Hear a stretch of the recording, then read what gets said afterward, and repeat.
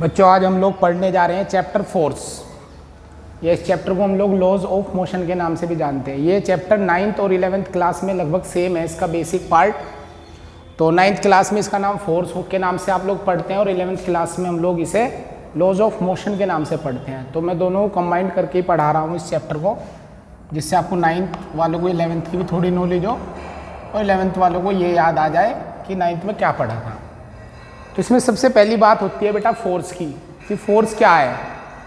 तो फोर्स क्या होता है, आप अभी तक पढ़ के आए कि किसी पुश या पुल को फोर्स बोलते हैं। पुश या पुल को हम लोग क्या बोलते हैं, फोर्स बोलते हैं। तो बिल्कुल सही है, वो बात गलत नहीं है, पर इसे थोड़ा सा और बढ़ा लेते हैं बात को कि फोर्स क्या है। फोर्स एक एक्सटर्नल एजेंट होता है, एक एक्सटर्नल थिंग होती है, एक एक्सटर्नल फिजिकल क्वांटिटी होती है जो किसी बॉडी की स्टेट को चेंज करती है या चेंज करने की कोशिश करती है।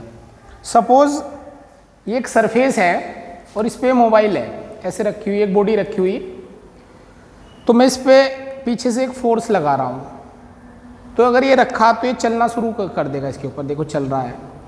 और अगर ये चल रहा था तो ऐसे फोर्स लगा के क्या मैं इसको रोक सकता हूँ? तो बिल्कुल मैं इसको रोक सकता हूँ। और अगर सीधा जा रहा होगा तो मैं इसको मोड़ भी सकता हूँ फोर्स लगा के ही। तो फोर्स क्या काम कर रहा है? तो फोर्स बॉडी की स्टेट को चेंज कर रहा है। क्या चेंज कर रहा है कि अगर बॉडी रेस्ट में है तो उसको मोशन में ला रहा है या लाने की कोशिश कर रहा है।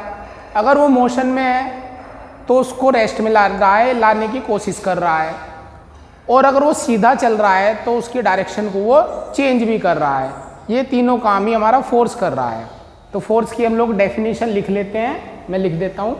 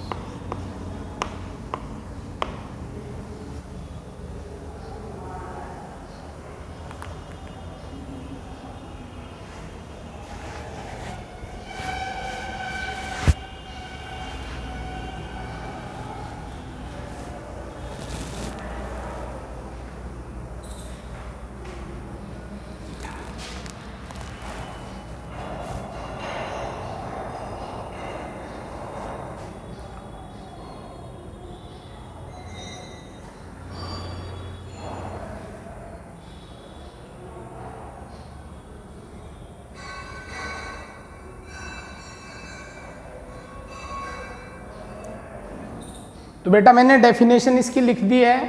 फोर्स एक एक्सटर्नल एजेंट है जो बॉडी की स्टेट यानी रेस्ट या मोशन या डायरेक्शन को चेंज करता है या चेंज करने की कोशिश करता है। जैसे ये ब्लैक बोर्ड यहाँ रखा हुआ है और मैं इस पर ऐसे फोर्स लगा रहा हूँ इसको यहाँ से हटाने के लिए, पर ये हटेगा नहीं। पर इस केस में मैं क्या कर रहा हूँ, मैं इसको हटाने की कोशिश कर रहा हूँ। यानी फोर्स बॉडी को इस पोजीशन को या स्टेट को चेंज करता है या चेंज करने की कोशिश करता है। सिंपल सी बात ये है। और करके हम ये भी कह सकते हैं पुल और पुश इज कॉल्ड फोर्स। पुल और पुश को भी हम क्या बोलते हैं, फोर्स बोल देते हैं। क्लियर सी बात है। तो फोर्स या तो किसी बॉडी की स्टेट को चेंज कर सकता है या चेंज करने की कोशिश करता है। ये नॉर्मल सी बात हमारी फोर्स की है। बाकी इसकी यूनिट, क्वांटिटी ये हम चैप्टर के अंदर पढ़ते ही जाएंगे। तो बेसिक सी बात तो पढ़ ही लेते हैं। खैर इसकी फोर्स क्या है? Force is a vector quantity. Force एक वेक्टर क्वांटिटी होती है। कैसी क्वांटिटी होती है फोर्स? वेक्टर क्वांटिटी होती है, यानी इसकी एक डायरेक्शन और एक मैग्नीट्यूड होगा। और वैसे पोलर वेक्टर होता है। पोलर वेक्टर की एक टाइप होती है। वेक्टर की दो टाइप बनती है हमारी, एक पोलर वेक्टर, एक एक्सियल वेक्टर। पोलर वेक्टर वो होते हैं जो बॉडी पे ट्रांसलेटरी मोशन का इफेक्ट प्रोड्यूस कराते हैं, और एक्सियल जो बॉडी के अंदर रोटेटरी मोशन का इफेक्ट प्रोड्यूस कराते हैं। तो ये पोलर वेक्टर है, यानी सीधी डायरेक्शन में हमेशा लगता है। दूसरी बात, यूनिट। तो यूनिट ऑफ फोर्स, तो फोर्स की जो यूनिट होगी, तो फोर्स की दो टाइप की यूनिट होती है हमारी। कौन कौन सी? तो उसको मैं बता दूं, फोर्स की दो टाइप की कौन कौन सी यूनिट होती है। इसको लिख लेना आप लोग, वीडियो पॉज करके मैं यूनिट लिख देता हूं उसकी। तो इसकी दो यूनिट, एक तो होती है एब्सोल्यूट यूनिट, और दूसरी होती है ग्रेविटेशनल यूनिट, जो जी पे डिपेंड करती है। ये चेंज हो सकती है, ग्रेविटेशनल यूनिट। तो एब्सोल्यूट यूनिट तो इसकी न्यूटन होती है। क्या होती है? न्यूटन। एसआई सिस्टम में न्यूटन होती है, और एक newton is equal to 1 kg 1 metre पर सेकंड स्क्वायर के इक्वल होता है। ये न्यूटन होती है इसकी एसआई यूनिट, एसआई सिस्टम में। और सीजीएस में डाइन होती है। किसमें होती है डाइन? सीजीएस में। एक न्यूटन में 10 की पावर 5 डाइन होते हैं। ये डाइन है, डायन नहीं है, डाइन। एक न्यूटन में कितने डाइन? 10 की पावर 5 डाइन। ये सिंबल इसका एन होता है। ग्रेविटेशनल यूनिट की बात करें तो ग्रेविटेशनल यूनिट इसकी किलोग्राम फोर्स होती है। किलोग्राम फोर्स, इसको शॉर्ट में हम KGF लिखते हैं। क्या लिखते हैं? KGF। ये इसकी एसआई यूनिट है। 1 kgf is equal to 9.8 newton. एक kgf को अगर न्यूटन में कन्वर्ट करना तो 9.8 से मल्टीप्लाई आप कर देंगे तो ये कन्वर्ट हो जाएगा। और CGS में kgf की क्या आ जाएगा? ग्राम फोर्स आ जाएगा। वो 980 डाइन के इक्वल होगा। क्लियर है आपको मेरी बात? तो ये फोर्स की बेसिक बात हुई। क्या है फोर्स? मैं दोबारा से बता दूं, फोर्स एक वेक्टर क्वांटिटी है जो बॉडी की स्टेट को चेंज करता है या चेंज करने की कोशिश करता है। बॉडी की 3 टाइप की स्टेट होती है, तो रेस्ट में होगी, या वो मोशन में होगी, या किसी डायरेक्शन पे चेंज होगा। ये हमारी फोर्स की बात हुई, ये उसकी यूनिट हुई। अब आगे की बात करते हैं हम लोग, फोर्स की कुछ हिस्ट्री पे जाते हैं, उसको देखते हैं। फोर्स के बारे में जिस साइंटिस्ट ने या जिस आदमी ने सबसे पहले बताया था वो एरिस्टोटल थे, जिसे हिंदी में अरस्तु कहा जाता है। क्या कहा जाता है इनको? अरस्तु बोला जाता है हिंदी में। और कौन थे? एरिस्टोटल। एरिस्टोटल ने सबसे पहले फोर्स के बारे में बताया था। क्या बताया था एरिस्टोटल ने? एरिस्टोटल ने 2 बात बताई थी। कौन कौन सी? पहली बात, एरिस्टोटल ने कहा था कि हर एक बॉडी की नेचुरल स्टेट रेस्ट होती है।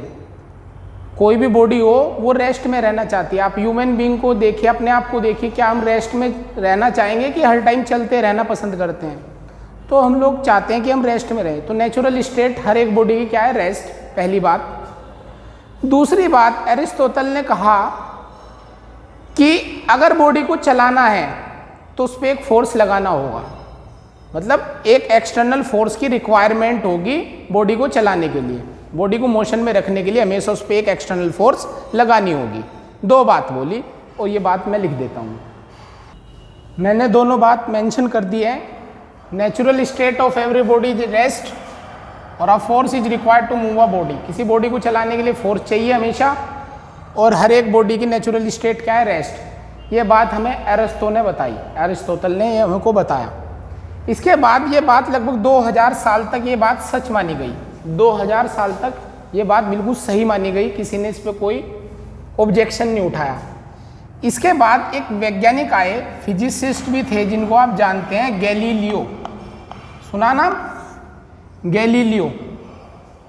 गैलीलियो आए और गैलीलियो ने इसके बारे में बताया। गैलीलियो की स्पेलिंग अलग अलग राइटर अलग अलग लिखते हैं, कुछ इस तरह से लिखते हैं, कुछ ऐसे देते हैं, तो इससे कंफ्यूज मत होना। गैलीलियो कॉन्सेप्ट, गैलीलियो ने इनर्शिया के बारे में बताया था। तो गैलीलियो के बारे में बताता हूँ। गैलीलियो ने क्या बताया? गैलीलियो ने अरस्तु की बात को बहुत ध्यान से सोचा और सोच करके एक डिसीजन निकाला। क्या सोचा उन्होंने? उन्होंने ये स्टेटमेंट देखा कि बॉडी को चलाने के लिए हमेशा एक फोर्स की रिक्वायरमेंट होती है। कोई बाहर से एक फोर्स लगेगा तभी बॉडी चलेगी। उसने सोचा, उसने एक बॉल को ऐसे फर्श पर डाल दिया। आप भी डाल सकते हैं, आप ऐसे एक बॉडी को फर्श पर डालिए तो बॉडी या बॉल जो भी है वो आगे चल करके रुक जाती है। क्लियर है ये बात कि बॉडी या बॉल आगे चल करके रुक जाती है। तो बॉडी या बॉल आगे चल करके क्यों रुक जाती है? क्या कारण होता है ऐसा कि भाई वो बॉडी या बॉल आगे चल करके रुक जाएगी? फिजिक्स में हम चीज़ों को बॉडी बोलते हैं, इसलिए कंफ्यूज ना हो कि मैं बॉडी कभी बॉल दोनों अलग अलग बोल रहा हूँ, तो दोनों एक ही बात है। तो वो आगे चल करके इसलिए रुक जाती है कि फर्श का फ्रिक्शन उस पर वर्क करता है। अगर ये जो फ्रिक्शन है ये तो एक्सटर्नल फोर्स हुआ यहाँ पे, इसने तो उसकी मोशन को रोक दिया। तो गैलीलियो ने सोचा अगर ये फ्रिक्शन ना होता क्या ये हमेशा ऐसे ही चलती रहती? तो उसने कहा कि बिल्कुल ये ऐसे ही चलती रहती। तो गैलीलियो ने यहाँ से कॉन्सेप्ट निकाला और अरस्तु की ये जो बात थी इसे अरिस्टोटल फाल्सी कन्वर्ट कर दिया। मतलब अरस्तु ने झूठ बोला, पूरी तरह सच नहीं बोला। गैलीलियो ने कहा कि अगर बॉडी पे एक्सटर्नल फोर्स ना लगे तो वो जिस स्टेट में है वो हमेशा ऐसी रहेगी। अगर वो चल रही है तो चलती रहेगी। देखिए बॉल जा रही है, फ्रिक्शन नहीं लग रहा, तो क्या हमेशा ऐसे चलती रहेगी? तो बिल्कुल वो हमेशा ऐसी ही जाती रहेगी अगर फ्रिक्शन ना हो तो। और रखी है तो रखी रहेगी। तो गैलीलियो ने कहा इफ, क्या कहा मैं लिख देता हूँ, if no external force act on the body, if no external force act on the body, then the body remains in its state। वो अपनी उसी स्टेट में रखे में स्टेट, ये स्टेट आपकी रेस्ट की भी हो सकती है और ऑफ यूनिफॉर्म मोशन, वो यूनिफॉर्म मोशन की भी हो सकती है। वो रेस्ट की भी हो सकती है और यूनिफॉर्म मोशन की भी हो सकती है। किसने बताई ये बात हमें? गैलीलियो ने बताई। इसको आप एक एक्सपेरिमेंटली उन्होंने ऐसे किया था, आपने बुक में देखा भी होगा कि अगर यहाँ पे एक बॉल ऐसे छोड़ दें, यहाँ से ड्रॉप कर दें और एक प्लेन ऐसा बनाया जाए किसी एंगल पे, मान लो प्लेन है मेरा θ1 एंगल पे, तो ये बॉल ऐसे आएगी और इस पे यहाँ तक मान लो ये चली गई। फिर मैंने इसको एंगल को थोड़ा कम किया तो ये बॉल क्या थोड़ी वो राइट तक जाएगी?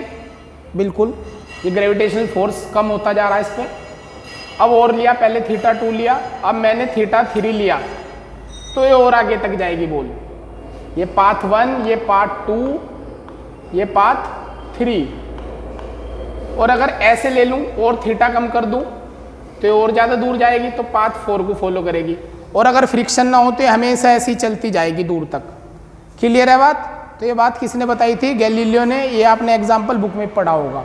सिंपल सी बात ये है कि अगर बॉडी पे कोई एक्सटर्नल फोर्स ना लग रहा हो, एक्सटर्नल फोर्स से मेरा मतलब क्या है भाई? फ्रिक्शन नहीं लग रहा, फ्रिक्शन, ग्रेविटेशनल, ये सब एब्सेंट हैं। क्या है? एब्सेंस, होते नहीं, पर अगर हो तो बॉडी जिस स्टेट में है उसी में रहेगी। रखी तो रखी रहेगी, चल रही तो वो चलती रहेगी। ये बात किसने बताई हमें? गैलीलियो ने।